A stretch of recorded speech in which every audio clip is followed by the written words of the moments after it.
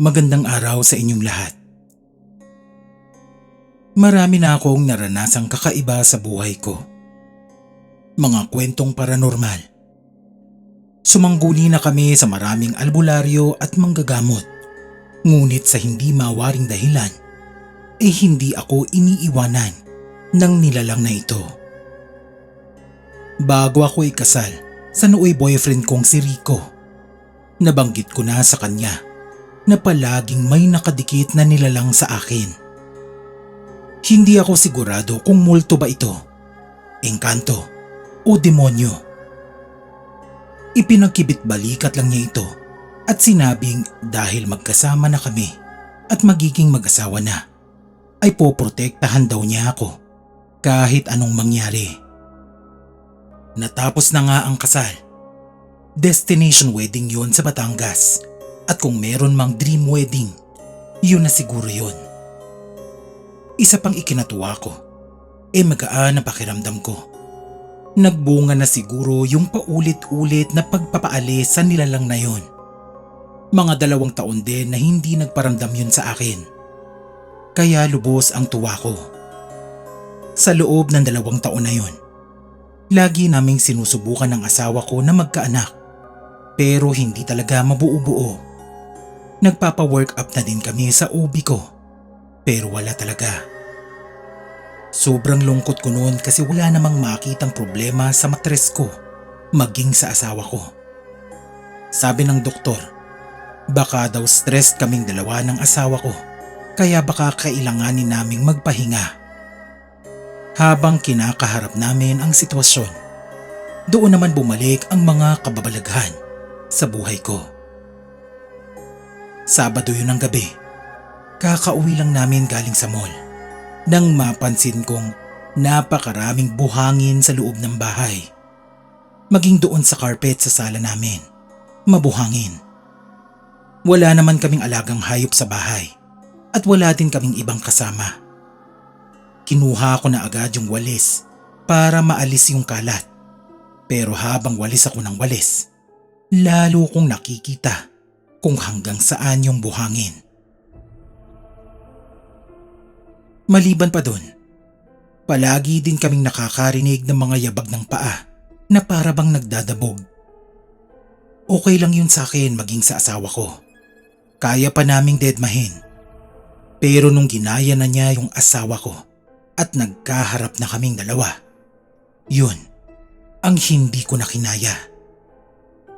Umalis noon yung asawa ko para bumili ng makakain namin. Tinatamad kasi ako magluto noon, kaya sabi ko sa kanya, bumili na lang siya sa labas. Medyo malayo yung subdivision namin sa bayan, kaya kailangan pa niyang mag-drive para makarating doon. Ako namang naiwan sa bahay. Dahil nga iba na din yung pakiramdam ko sa paligid, nagkulong na muna ako sa kwarto. Siguro mga 15 minutos ang lumipas. Narinig ko na biglang bumukas yung front door. Sa isip ko, baka nandyan na si Rico. Ang pinagtataka ko lang, kadalasan kasi kapag dumadating yung asawa ko sa bahay, lagi niya akong tinatawag. Pero ngayon, wala. Tahimik lang. Narinig ko pa na naglalakad siya, tapos may mga dalang supot. Sa isip ko, baka naman nagmamadali siya, kaya di na rin niya ako tinawag. Baka naiihi, mga ganong bagay. Tinignan ko din yung cellphone ko kasi konektado yung location naming mag-asawa. At ayun nga, nasa bahay siya. Walang pag-aalinlangan akong lumabas at tinawag-tawag yung pangalan niya. Pero walang sumasagot. Pagbaba ko sa sala namin, may nakita akong tao sa kusina. Alam kong asawa ko yun kasi parehas yung damit. Tinawag ko siya ulit pero nakatalikod lang yung asawa ko sa akin. Habang papalapit ako ng papalapit, bigla siyang naglakad. E di sinundan ko. Tapos bigla siyang pumasok sa banyo. Sabi ko pa sa sarili ko, baka nga naiihi. Kaya ako naman, bumalik sa kusina. Hindi ko pa nga napansin noon na parang wala naman siyang daladala. Kaya sumigaw ako para hanapin yung binili niyang pagkain. Pero walang sumasagot. Kinabahan na ako noon. Salita ako ng salita. Tanong ako ng tanong. Habang paakyat ako ulit sa kwarto. Nang makarating na ako sa itaas, narinig ko na may sumunod din sa akin. Nagulat na lang ako nang bigla itong kumatok at tinawag ang pangalan ko. Nanginginig na ako noon sa takot, kaya binuksan ko na yung cellphone ko para tawagan yung asawa ko. Hindi ko pa pala nasasara yung location ng asawa ko. Nagulat ako nang biglang nag-iba yung location niya. Nasa bayan pa rin siya. Tinawagan ko na siya agad at sinabing parang may nakapasok ata sa bahay namin. Kaya dali-dali din siyang umuwi. Pagdating ng asawa ko, tinawag niya ako agad. Kaya alam ko na, siya na yung totoo. Dali-dali kong binuksan yung pinto ng kwarto at nagtatakbo papunta sa kanya. Iyak ako ng iyak noon kasi lumalala na yung pagpaparamdam sa akin. Sumangguni na kami sa simbahan pagkatapos ng pangyayaring yon. Sinabi nung pare, baka daw gusto akong iposes nung nilalang na yon. Maaaring kaluluwa o demonyo. Pinablesingan ulit namin yung bahay. Tapos binigyan ako ni Father ng rosaryo at Saint Benedict's medallion para daw hindi na ako lapitan. Sa ngayon, may mga pagpaparamdam pa din. Ngunit hindi na kasing grabe nung mga nakaraan. Ang dasal ko lang, hindi na ito lumala ulit. Lalo na at nabiyayaan na kami ng isang anak. Salamat sa pagbabasa ng kwento ko. Sana ay makapagpadala pa ako ng iba ko pang experience nung dalaga pa ako.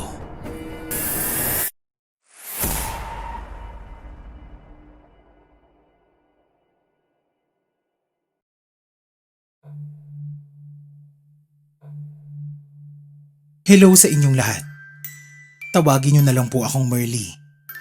Gusto ko lang pong i-share yung ikinwento sa amin ng lolo ko tungkol sa kababata niyang pumirma daw ng kontrata sa demonyo. Hindi ako sigurado kung totoo to. Pero sa panahon ngayon na nakikita mo na sa social media ang ginagawa ng mga tao para lang sumikat at yumaman, malayong hindi ka maniwala. Malungkot kasi yung pinsan ko noon kasi overachiever yon, lalo na nung college. Sa UP pa man din siya gumraduate. Tapos sobrang charming niya na kahit sinong kausap niya ay nagiging magaan ang loob sa kanya. Sa call center ako nagtatrabaho noon. Kaya ang nasasuggest ko lang sa kanya ay maghanap ng trabaho na katulad nung sa akin. Pero ayaw niya. At siguro ayaw din ng mga magulang niya. May mga nagsabi siguro na sayang yung pinag-aralan niya. Pero alam naman nating hindi masasayang yun. Kasi magandang industriya naman ang BPO. Nagsimula na siyang maghanap ng trabaho sa mga malalaking kumpanya. Pero lahat ng inaplayan niya, hindi siya pumasok. Bagsak lahat. Merong mga pagkakataon na umaabot siya sa interview. Pero sa kasamaang palad, hindi talaga siya nakakapasok. Dumating na yung reunion ng pamilya namin at doon nagkita-kita kaming magpipinsan. Siyempre kwentuhan, tawanan at biruan ang nangyari hanggang sa nag-open up na nga yung pinsan ko na yon. Ang linya pa nga niya sa amin, gagawin niya ang lahat. Makuha lang ang gusto niya kahit ibenta pa niya ang kaluluwa niya. Siyempre lahat kami tawanan lang kasi parang baliw naman yon. Hindi namin alam na naririnig pala ng lolo namin yung sinabi niya. Lumapit si lolo sa amin at sinabing wag daw namin gagawin yon. Sinabi naman namin na biruan lang naman yon at hindi seryoso. Pero makikita mo sa mukha ng lolo namin na alalang-alala siya. Tinanong namin kung bakit at nabanggit na nga niya na may isa siyang kaibigan noon na humiling. Nabigyan ng pagkakataon. Ngunit sa huli, buhay nito ang naging kapalit.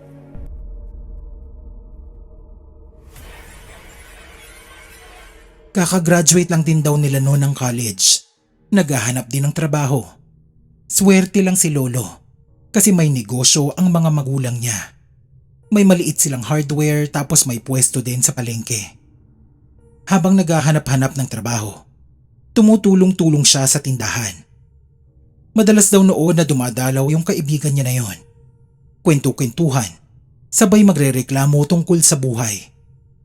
Nabanggit nga noon na gagawin niya ang lahat, maging matagumpay lang sa buhay. Natawa lang sila hanggang isang gabi daw na naginip yung kaibigan ni Lolo. Nasa isang madilim na kwarto daw siya na ang laman ay isang mahabang lamesa at isang upuan sa harap niya na may nakaupong isang lalaki. Magandang lalaki daw yon na nakatingin sa kanya. Tinanong daw nito kung ano daw ba ang gusto niya. Dahil kahit anuman daw ang gustuhin niya, kaya nitong ibigay. Dahil nga desperado yung kaibigan ni Lolo, sinabi nito yung mga hiling niya. Napangiti lang daw yung lalaki at naglabas ng kontrata. Sabi nito na pumirma na yung kaibigan ni Lolo. Nagulat daw ito nang bigla na lang siyang nagkasugat sa braso at abot ang agos ng dugo. Sabi ng lalaki na gamitin niya ang dugo niya sa pagpirma. Hindi naman nagdalawang isip ang kaibigan ni Lolo. Matapos daw noon ibigla itong nagising. Akala niya panaginip lang.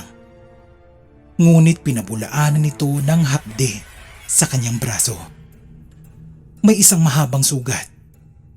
Nagsimula na daw noon ang swerte nito sa trabaho hanggang sa nakaipon at nakapagnegosyo. Parang lahat daw ng gustuhin ng kaibigan niya, nakukuha niya ng walang kahirap-hirap. Hanggang umabot daw sa edad na 27. Bigla na lang daw itong namatay dahil sa aksidente. Mabuti na nga lang daw at may naiwan itong mga anak, ngunit byuda na agad ang asawa. Sabi ni Lolo, noon pa man daw ay kinutuban na siya na maaaring pumirma ng kontrata sa demonyo ang kaibigan niya. Kaya magmula noon ay naging maingat na siya sa mga sasabihin niya. Dahil alam niyang laging nakaabang ang masasamang elemento upang magpanggap na kaibigan. Tapos sa bandang huli, kaluluwa mo ang kapalit. Ang panandaliang karangyaan at kasikatan ay panghabang buhay mong pagdudusahan. Simula din nung marinig namin yon, laging positibo na lang ang tingin namin sa mga bagay-bagay at palagi na din ang pagdarasal namin sa Panginoon para sa karagdagang proteksyon.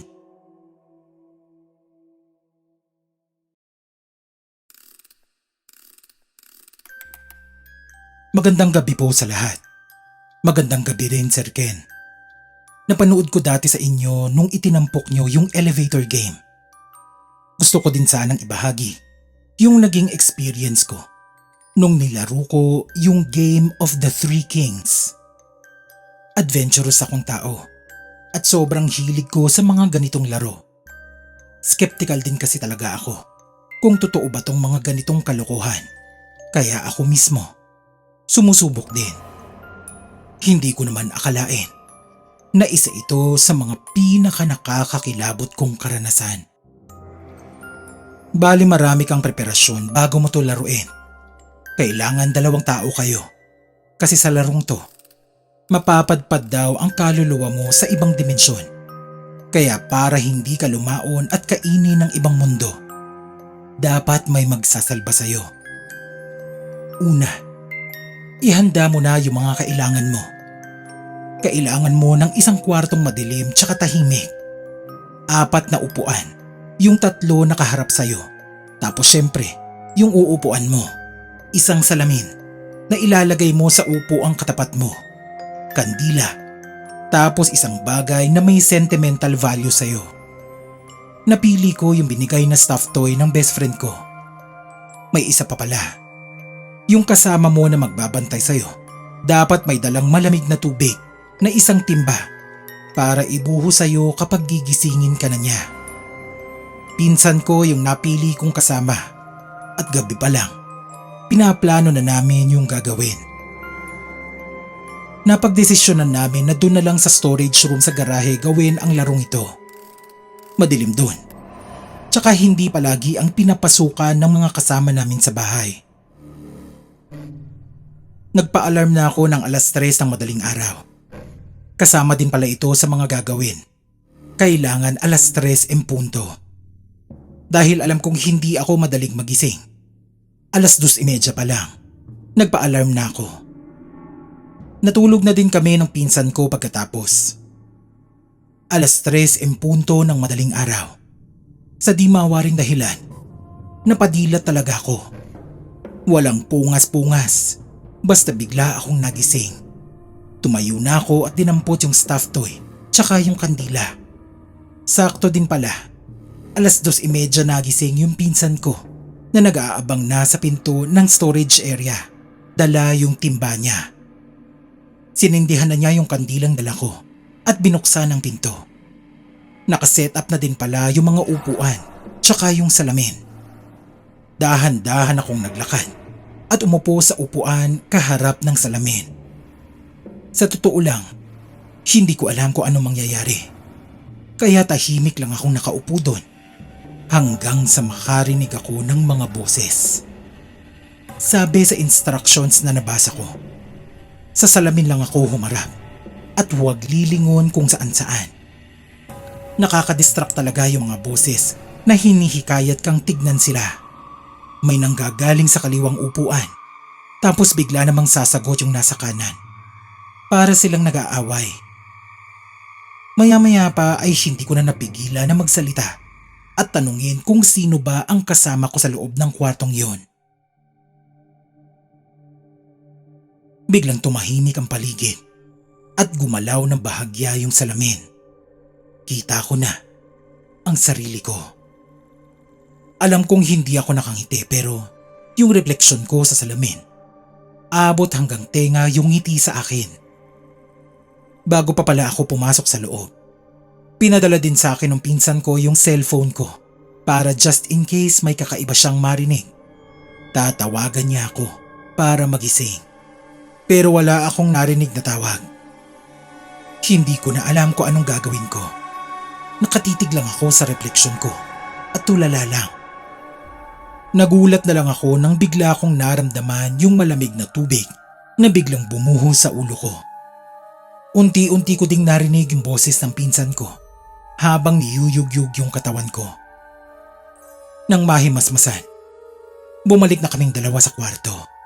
Nagulat ako nung nakita ko yung orasan. Mag-aalas 5 na ng madaling araw. Sa pakiramdam ko nun, parang 10 minuto lang akong nasa loob ng kwarto. Pero sa labas pala, halos 2 oras akong wala. Sabi ko pa, sumobra ata. Dapat kasi mga 30 minutos lang ang ritual na yon. Sabi ng pinsan ko, tawag daw siya ng tawag sa akin. Nung hindi ako sumasagot, binuksan na niya ang pinto. Sobrang takot na takot nga daw siya kasi tumatawa daw ako habang nakaangat yung kamay na para ba akong may hinahawakang mukha sa harapan ko. Tinatawag din daw niya ang pangalan ko pero hindi daw ako naimik. Nakapako lang daw ang nakangiti kong mukha sa nasa harapan ko na ako lang ang nakakakita. Pero nung mga panahong yun, sarili ko lang yung nakikita ko sa refleksyon ng salamin. Hindi ko to pinaniwalaan nung una. Pero sa kwento ng pinsan ko, napatunayan naming totoo ang larong ito. Hindi ko to ikinwento para subukan ng iba. Bagkus kinwento ko to, katulad ng elevator game, para hindi na subukan ng mga tao. Hiling ko nga lang sana wala akong nabuksang portal o kung anong lagusan.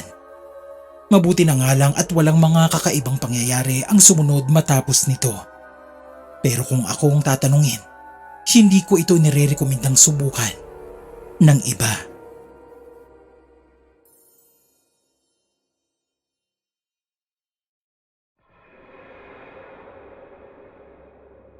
Magandang araw sa lahat. Tawagin niyo na lang po akong Neri. Palayaw ko po yan. Ibabahagi ko lang yung kwento ng mga tiyahin ko tungkol sa isa nilang kapatid na tila ba naligaw ng landas. Hindi sa makamundong mga bagay, kung hindi sa mga bagay na hindi na natin dapat pinapasok bilang mga tao. Tawagin na lang natin siyang Tita Hilda. Sumakabilang buhay na si Tita Hilda. Sa totoo lang, hindi maganda ang mga naging experience namin sa kanya, lalo na ng mga kapatid niya. Hindi naman sa pagchichismis, pero medyo inggitera kasi yung tita ko na yon. Laging paawa. Alam mo yung gusto niya siya lang ang aalalayan at tutulungan ng mga kamag-anak niya. Kapag hindi mo tinulungan, magtatampo. Bawat post ng mga kamag-anak namin sa social media, nakabantay siya. Alam mo yung laging sana all. Alam mo na kapag nag-comment yun, kasunod na nun, yung mga messages niyang nakakakonsensya. 6 silang magkakapatid. Tatay ko yung bunso sa kanila. Si Tita Hilda naman, pangatlo. Sabi ko nga minsan kay Papa na baka may middle child syndrome yung kapatid niya. Sabi naman ni Papa na may tsansa nga na ganun. Kasi kahit nung mga bata pa sila, laging parang left out sa kanila si Tita Hilda. Isa pa, hindi din yun siya nakatapos sa pag-aaral dahil laging bagsak sa mga subjects niya at tumanda na ding dalaga. Hindi na din siya nakaalis sa probinsya namin sa Leyte. Doon na lang din siya nanirahan at tumanda. Nung mamatay si Tita Hilda, kesyo nga wala siyang ibang pamilyang inaasahan. Nagsama-sama silang magkakapatid para ayusin ang burol, pati na din ang libing. Matapos mailibing yung tita ko, nag-ayos na sina Papa dun sa bahay. Sa sobrang busy nila, hindi nila napansin na nakakandado pala yung kwarto ng tita ko. Hanap sila ng hanap sa susi, pero hindi nila makita. Hanggang sa napagdesisyonan na lang nilang sirain yung pinto. Pagbukas, sumambungad sa kanila ang napakasangsang na amoy na parang nabubulok na karne at natuyong pawis. Naduduwal-duwal na sila doon pero pumasok pa rin sila sa loob. Doon na nila nakita yung parang groto na ginagawa ni tita. Nandoon lahat ng litrato nilang magkakapatid. May mga kandila ding nakatulos at kung ano-anong mga tuyong dahon at halaman. Hindi na sila nag-isipan ng kung ano-ano. Mangkukulam si Tita Hilda. And all this time, ginagamitan niya ng mahikang itim ang sarili niyang mga kapatid. Naisip nila na kapag siguro hindi na pagbibigyan si Tita Hilda, inuurasyonan niya yung mga kapatid niya. Sabi pa nung panganay nila na kaya daw siguro biglang nagkasakit yung asawa niya kasi minsan daw hindi siya nakapagpadala ng pera kay tita nung humingi ito. Hindi ko na din talaga lubos maisip na may mga ganito palang mga tao. Gagawa na lang nila ng masama ang kapwa nila kapag hindi sila napagbibigyan. Sinunog ng mga kapatid niya ang mga gamit ni Tita Hilda para maging ang mga demonyong tinawag niya sa mga orasyon niya ay mailibing na din kasama niya. Abot na lang din ang pasasalamat namin na wala siyang ginawang kakaiba sa iba pa naming kamag-anak, lalo na kay Papa.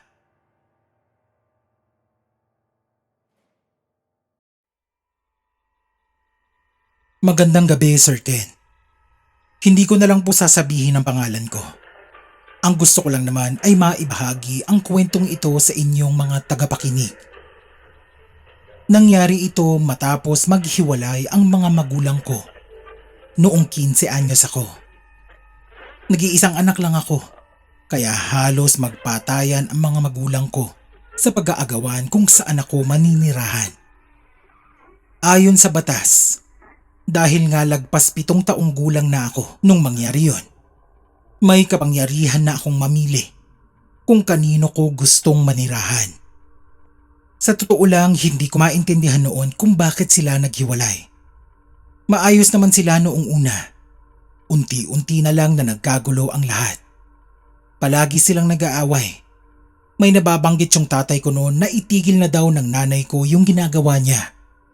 Na lagi namang sinasagot ng nanay ko na matagal na daw niyang kinalimutan yon. Dahil nga stressed out din ako sa mga sitwasyon, lagi lang akong nagkukulong sa kwarto at nagpapatugtog ng malakas para hindi ko sila marinig. Mahal ko silang dalawa. Pero ang nasa isip ko noon, mas mahihirapan si mama kung siya lang mag-isa. Kaya ang una kong naging desisyon ay sumama sa nanay ko. Sinabi ko naman sa tatay ko ang dahilan at pumayag naman siya. Ngunit ang paalala niya sa akin na kapag may nangyaring kakaiba habang kasama ko yung nanay ko, susunduin niya ako kaagad. Hindi ko yung pinansin kasi ano ba naman ang mangyayari pang iba. Dumiretso na kami ng nanay ko sa luma nilang bahay. Bahay yun ng mga magulang niya. Isang kapatid na lang niya ang naging caretaker noon. Walang nakatira sa mismong bahay. Bale nagtayo ng maliit na bahay yung kapatid niya sa labas ng property. Pagpasok pa lang namin sa loob ng bahay, iba na yung naging pakiramdam ko. Sabi ko pa sa nanay ko na parang ang lamig sa loob. Tumingin lang siya sa akin at ngumiti. Sabi niya, mataas daw kasi ang kisame, kaya presko sa loob. Nagpatuloy na kami sa pag-aayos. Lumipas din ang ilang buwan. Nakapag-transfer na din ako sa isang high school malapit sa amin. Hindi pa din nawawala yung kakaibang pakiramdam ko sa bahay na yon. Palagi kong nararamdaman na laging may nakatingin sa akin na parang laging galit. Ramdam ko sobrang bigat talaga na sinasabing hindi ako welcome sa bahay na yon. Kasama ko ding lumipat doon yung alaga naming aso na si Oscar. Kapag natutulog ako, ang pwesto lagi ni Oscar sa ilalim ng kama ko. Bali yung kalahati ng katawan niya nasa ilalim ng kama. Tapos nakalabas naman yung ulo at kalahati ng katawan niya. Siguro mga 2:00 na yon ng madaling araw. Nagulat ako nang bigla na lang may tumulak sa kutsyon galing sa ilalim. Nagalit pa ako sa aso ko kasi ang likod. Pero ngayong iniisip ko, parang hindi naman kayang gawin ng aso yun. Minsan pa nga, may naririnig akong parang nagngangalit na hayop sa ilalim ng kama ko. Malalim yung tunog na parang hindi naman kayang gawin ng aso ko. May mga pagkakataon pang laging nakatingin si Oscar sa pintuan ng kwarto na para bang may inaabangan siyang pumasok. Natahol at galit pa nga siya minsan. Paulit-ulit yun nangyari at paulit-ulit ko ding sinasabi sa nanay ko. Pero wala siyang pakialam. Natakot na talaga ako noon kasi palaon, nagiging weird na din yung kilos ng nanay ko. Oo, naiintindihan ko na pinoproseso pa niya yung paghihiwalay nila nung tatay ko. Pero lagi siyang tulala. Tapos laging lutang na parang may kausap na hindi ko nakikita. Iyak ako ng iyak noon. Kasi iniisip ko na baka kaya sila naghiwalay ng tatay ko. Kasi may problema sa pag-iisip yung nanay ko. Minsan may mga pagkakataon ding bigla na lang niya akong nasisigawan ng walang dahilan. Tinawagan ko na yung tatay ko at ikinwento ang lahat. Narinig pala yun ni mama at galit na galit siya sa akin. Ilang araw pa siguro ang lumipas at sinundo na ako ni papa. Hindi sila nagpansinan. Basta ikinarga na lang niya yung gamit ko sa sasakyan. Sinubukan ko magpaalam sa nanay ko pero dahil sa lungkot at galit, niyakap na lang niya ako na parang wala lang. Habang nasa biyahe kami, naglakas loob na akong tanungin yung tatay ko kung may problema ba sa pag-iisip yung nanay ko. Sabi niya, wala daw. Kaya tinanong ko na kung bakit sila naghiwalay. Doon ako nagimbal sa sagot sa akin ng tatay ko.